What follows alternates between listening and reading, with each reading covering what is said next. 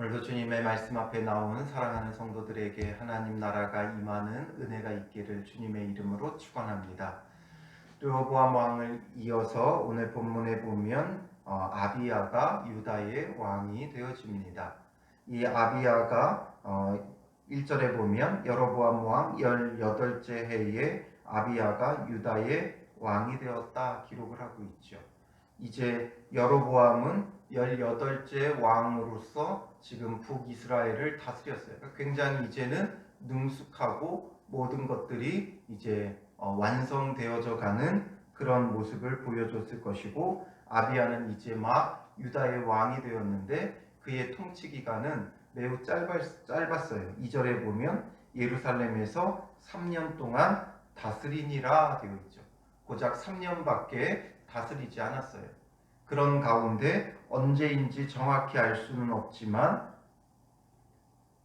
2절 마지막에 보면 아비야가 여로보암과 더불어 싸울세 이렇게 되어 있죠. 아비야가 여로보암과 전쟁을 치르게 되어졌어요. 아비야는 이제 왕이 된 지 얼마 되지 않은 자였고, 여로보암은 왕으로서 18째 해를 지내오고 있어요. 그런 가운데 또한 군사수도 여로보암이 훨씬 우세했어요. 3절에 보면 아비야는 싸움에 용감한 군사가 40만 명을 택하여 싸움을 준비하였고, 여로보암은 큰 용사 80만 명을 택하여 그와 대진한지라. 40만 명과 80만 명, 2배로 차이가 나는 상황이에요.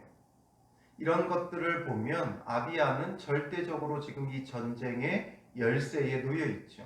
여로보암은 18년 동안 다스리며 그 왕권이 확립이 되어 있고, 왕권과 그 기강이 분명히 잡혀 있어요.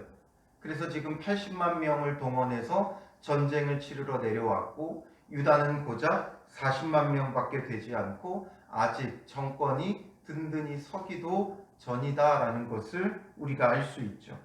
그런 상황에 벌어진 전쟁이라면 아비야의 입장에서 어떠하겠어요?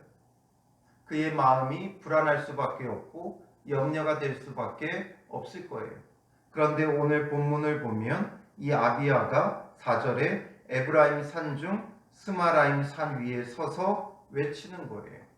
그의 이 연설, 외침을 보면 이 전쟁을 단순히 힘과 힘의 대결이 아니라 하나님 편의 선자와 하나님 편에 서지 않은 자로 분명히 구분하면서 이것을 말하고 있다는 것이죠.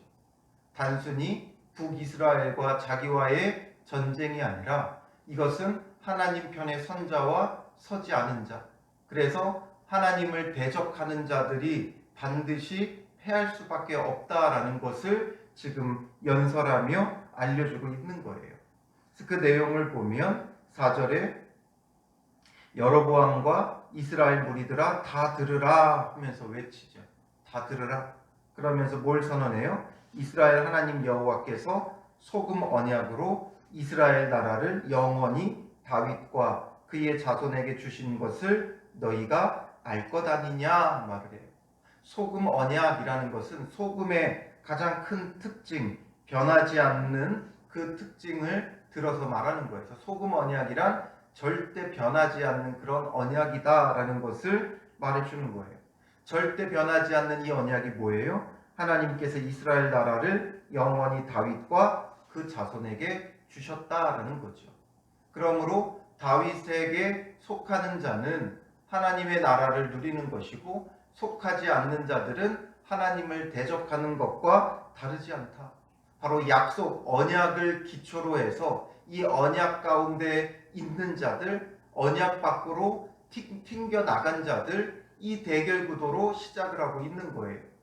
그 언약 안에 있다는 것은 하나님 편에 섰다는 것이고 하나님의 뜻 가운데 거한다라는 것을 보여주고 있어요. 그러나 언약 밖에 있는 자들은 하나님의 뜻을 거부하고 자기 뜻대로 살아가겠다는 것이며 하나님을 대적하는 것이 되어지는 것이죠. 그러니 지금 너희가 어느 편에 서 있느냐 이거예요. 하나님께서 다윗과 그의 자손에게 영원히 주셨다. 그래서 다윗을 잇는 그 후손에게 이 언약의 정통성이 있다라는 거죠. 항상 우리에게 필요한 건 언약의 정통성이에요. 그 언약 백성이 누구를 통해 이루어지느냐? 구약의 이스라엘 나라에는 다윗과 그의 후손을 통해서 그들을 편에 선자들이 이 언약의 정통성을 이어가는 거예요. 그리고 신약의 우리는 예수 그리스도의 편에 서 있는가? 이게 중요한 거예요. 예수님 편에 서 있다면 하나님의 언약 안에 거하는 자들이고 하나님께서 그런 자들에게 하나님 나라를 주시는 거예요. 그러나 그리스도 편에 서지 않는다는 것은 우리가 곧 하나님을 대적함이 되는 것이죠. 그러므로 너희가 지금 어느 편에 있느냐? 이 언약, 하나님의 언약 안에 있느냐? 언약 밖에 있느냐? 이걸 말하죠.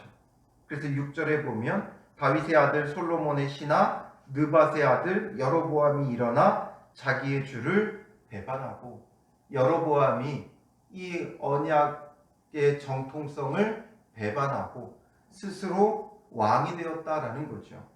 그러니 하나님 앞에 그가 범죄함이 될 수밖에 없고 하나님을 대적하는 자가 될 수밖에 없으니 너희는 반드시 하나님 앞에서 패하게 될 것이다. 이것을 말하고 있는 거예요. 그래서 그 여로보암이 남봉군과 잡배가 모여 따름으로 스스로 강하게 되어 솔로몬의 아들 르호보암을 대적하였으나 그때에 르호보암이 어리고 마음이 연약하여 그들의 입을 능히 막지 못하였었느니라. 너희가 정말 분명 잘못하고 있는데 르호보암이 그 당시에는 어리고 연약하여서 제대로 너희들에게 말하지 못했다. 이 언약의 정통성을 말하지 못했다. 그러나 다시 한번 이걸 너희가 잘 생각해봐라. 여로보암을 따른다는 것이 결국 하나님을 대적함이고 하나님의 언약에서 벗어나는 일임을 너희가 잊지 말라는 것이죠. 그리고 이 여로보암은 그렇게 배반했을 뿐만 아니라 어떤 일들을 벌였어요? 그러면서 그가 하나님을 대적하는 일들을 지금 이 아비야는 조목조목 따져서 그들에게 밝혀주고 있어요. 가장 먼저 8절에 보면 이제 너희가 또 다윗 자손의 손으로 다스리는 여호와의 나라를 대적하려 하는도다. 너희는 큰 무리요 여로보암이 너희를 위하여 신으로 만든 금송아지들이 너희와 함께 있도다 말하죠. 여로보암의 가장 큰 잘못 중에 하나는 뭐였어요? 이스라엘 백성이 남유다 예루살렘으로 가서 하나님을 제사하지 못하게 하려고 베델과 단에다가 우상의 신전을 만들었어요. 그리고 이제 여기서 하나님을 경배하라 하면서 금송아지를 거기다가 만들었죠. 이게 가장 큰 문제예요. 그래서 더 이상 그들이 여호와의 이름을 두신 성전에 나아갈 수 없었고 이 베델과 단에 가서 우상 숭배하는 그런 죄를 범하게 하는 거죠. 하나님이 원하시지도 않는 그런 전을 만들었어요. 하나님께서 다윗에게조차도 성전 짓는 것을 허락지 않았는데 이들은 자기들 임의대로 이렇게 하나님의 성전이라고 하면서 베델과 단을 짓고 거기다가 금송아지를 만들었던 것이죠. 완전히 우상 숭배로 이 나라를 전역을 뒤덮어버린 거예요. 그리고 그 다음에 9절에 보면 아론 자손인 여호와의 제사장들과 레위 사람들을 쫓아내고 이방 백성의 풍속을 따라 제사장을 삼지 아니하였느냐. 분명 하나님의 율법을 따라 아론의 자손들이 제사장이 될 것이고 그리고 나머지 레위인들이 성전의 일을 돌보는 자들이 되어야 하는데 그걸 다 폐하였다는 거죠. 내쫓아 버렸어요. 왜냐하면 그들이 반대하니까 그렇죠. 우상 숭배하는 것에 대해 이들이 문제를 삼으니까 이들의 제사장 직분을 다 빼앗아 버리는 거예요. 그리고 나서는 누구를 막론하고 어린 송아지 한 마리와 순양 7마리를 끌고 와서 장립을 받고자 하는 자마다 허무한 신들의 제사장이 될 수 있었다. 그러니 이것만 갖고 오면 그냥 제사장으로 삼아준 거예요. 어린 수송아지 한 마리, 순양 7마리만 데리고 오면 제사장으로 삼아주고 그런 일들을 할 수 있게끔 했던 것이죠. 이것이 어떻게 하나님의 백성이라 할 수 있겠느냐? 이것을 지금 이 아비야는 정확히 집어서 이야기하고 있는 것이죠. 그러나 반면 우리는 어떠하느냐? 하나님의 편에 선 자와 서지 않은 자를 대조해서 보여주는 거예요. 10절에 우리에게는 여호와께서 우리 하나님이 되시니 우리가 그를 배반하지 아니하였고 여호와를 섬기는 제사장들이 있으니 아론의 자손이요 또 레위 사람들이 수종들어. 바로 그 언약 약속 가운데 세워졌던 자들 그 정통성들이 잘 이어지고 있다는 것이죠. 그래서 매일 아침 저녁으로 여호와 앞에 번제를 드리며 이들은 상번제를 드렸죠. 그래서 아침 저녁으로 날마다 하나님 앞에 제사했어요. 그리고 깨끗한 상에 진설병을 놓고 또 금 등잔대가 있어 그 등에 저녁마다 불을 켜나니 진설병을 진설했다라는 것. 이것은 결국 하나님께서 우리에게 날마다 생명의 양식을 공급해 주심을 기억하고 감사하는 것이죠. 그러니 하나님의 공급 가운데 우리가 있고 또 금 등잔대가 있어 불을 켠다. 생명의 빛이 되시는 그리스도를 상징하는 거죠. 그러므로 주님의 그 빛이 생명의 빛이 그들 가운데 함께하고 있음을 나타내고 있는 거예요. 우리는 우리 하나님 여호와의 계명을 지키나 우리는 하나님의 계명을 지키나 너희는 그를 배반하였느니라 말하죠. 12절에 하나님이 우리와 함께하사 우리의 머리가 되시고 그의 제사장들도 우리와 함께하여 전쟁의 나팔을 불어 너희를 공격하느니라. 우리는 이렇게 하나님 편에 서 있는 자들이고 너희는 하나님을 대적하는 자들이니 이제 하나님이 우리의 머리 되시고 제사장들이 나팔 불어 너희를 공격할 텐데 이스라엘 자손들아 너희 조상들의 하나님 여호와와 싸우지 말라. 너희가 형통하지 못하리라. 이제 이 전쟁을 너희가 치르면 너희는 우리와 싸우는 게 아니라 누구와 싸우는 거예요? 하나님 여호와와 싸우게 되는 것이다 라는 거죠. 그러니 너희가 형통하지 못할 것이다. 반드시 패할 것이다. 아비야가 정말 놀라운 믿음의 선포를 지금 하고 있는 것이죠. 여로보암에 비해 어리고 연약하고 모든 것이 확고해지지 않는 그때에 왕권이 제대로 서지도 않은 그때에 더 적은 인원으로 전쟁을 치르면서 이 전쟁에서 얼마나 강한 믿음의 면모를 보이는지 몰라요. 자기들은 철저히 하나님 편에 서고 하나님 편에 서 있기에 우리를 대적하는 너희는 하나님을 대적하는 것이다. 이 전쟁을 단순히 그냥 육체적인 전쟁으로 맞이하는 게 아니라 성전으로 하나님과 함께하는 전쟁으로 이것을 지금 변화시켜 나아가면서 이스라엘은 하나님을 대적하고 있고 하나님을 대적하는 너희는 형통하지 못할 것이다. 이걸 말하고 있죠. 이 믿음의 강함, 이 믿음의 담대함이 오늘 우리에게 필요한 거예요. 이 믿음이 어디서부터 오는 것이겠습니까? 오늘 본문의 2절에 보면 어머니에 대해서 언급하자마자 여로보암과 더불어 싸울세 이렇게 연결하고 있죠. 예루살렘에서 3년을 다스리니라. 그의 어머니의 이름은 미가야요 기브아 사람 우리엘의 딸이더라 하면서 어머니 이야기를 하다가 문맥을 끊는 게 아니라 그냥 어머니를 밝혀주려고 했다면 어머니에 대해서 이야기하고 절을 바꿔야 되겠죠. 절을 바꾸지도 않고 아비야가 여로보암과 더불어 싸울세. 이 믿음이 어디서부터 왔는가? 이 싸움에 하나님 편에 서며 하나님을 대적하는 자들로 규정하며 담대히 나아갈 수 있었던 이유는 어머니 미가야 때문인 거예요. 이 미가야는 압살롬의 딸 다말과 기브아 사람 우리엘 사이에서 난 딸이에요.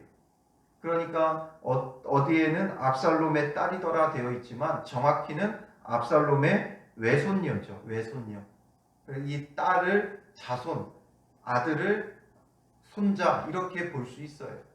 그 모든 것을 통합하는 말이에요. 그러다 보니까 그냥 문자 그대로만 번역해서 딸로 되어 있지만 딸이라는 의미 외에도 손녀라는 의미도 있는 거예요. 그러니까 이 지금 미가야는 어찌됐든 이스라엘 사람들 가운데서 지금 그 이스라엘 여인이 지금 이 아비야의 어머니였다라는 거죠. 르호보암은 암몬 여인이 그의 어머니였지만 아비야는 그래도 이 이스라엘 여인 미가야가 어머니였던 까닭에 어머니 품에서 신앙 교육을 받으며 자랐기 때문이에요. 그러다 보니까 이렇게 지금 모든 것이 절대적으로 열세인 상황에서 믿음으로 선포하며 담대히 나가는 모습을 보이는 거죠. 그러므로 오늘 우리도 신앙이, 믿음이 주님 안에서 잘 다져지는 게 중요해요. 어머니 품에서 신앙의 교육을 받고 자라는 것이 매우 중요한 부분이고, 또 그렇지 못하다면 교회의 품이 우리의 어머니의 품이 되어주는 거예요. 그래서 교회 안에서 겸손히 우리가 어린아이처럼 신앙의 교육을 받아야 돼요. 예수님께서 말씀하신 것도 그거잖아요. 어린아이와 같이 낮아지지 않으면 너희가 결단코 천국에 들어가지 못할 것이다. 어린아이들이 천국에서 큰 자이다 말씀하시죠. 바로 어린아이와 같은 믿음과 신앙은 이런 거예요. 겸손히 배우는 자, 겸손히 어머니의 품에서 말씀을 배우는 자. 그래서 우리가 어린아이처럼 교회의 품 안에서 말씀으로 바르게 신앙이 훈련되어지고 양육되어지면 우리도 이런 믿음의 담대함을 가지고 세상에 나아가서 우리가 단순히 내 힘으로 싸우며 살아가는 인생이 아니라 하나님 편의 선자로서 우리를 대적하는 자들을 두려워하지 말고 염려하지 말고 내 맡겨진 일을 감당함에 있어 여러 가지 근심과 염려와 걱정이 찾아온다 할지라도 두려워하지 말고 담대히 나아가고 내가 과연 하나님 편에 서 있는가, 이게 중요해요. 내가 정말 언약 백성으로서의 정통성을 갖고 있는가, 예수 그리스도를 믿는 그 믿음 가운데 정말 언약의 정통성을 가진 주님의 자녀인가, 이것을 우리는 늘 확인하고 확신할 수 있어야 돼요. 내가 예수 그리스도를 믿는 이 믿음, 이거 하나 흔들리면 안 돼요. 이게 성전의 터가 되기도 하고 언약의 기초가 되기도 하는 거예요.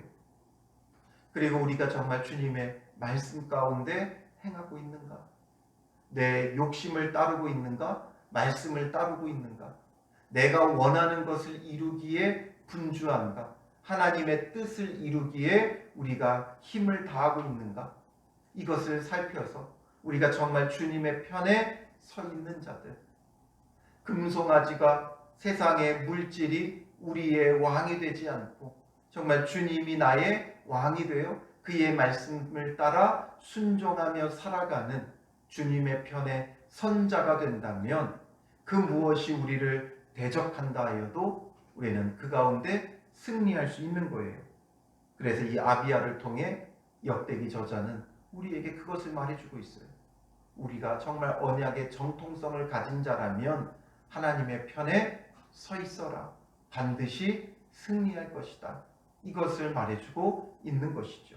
그러므로 오늘 우리도 주님 안에서 예수 그리스도로 맺은 구원의 그 언약을 붙잡는 자들, 그래서 그의 말씀 가운데 거하며 주님의 편에 서서 참된 구원과 승리를 맛보는 복된 하루가 되시기를 주님의 이름으로 축원합니다. 기도하겠습니다.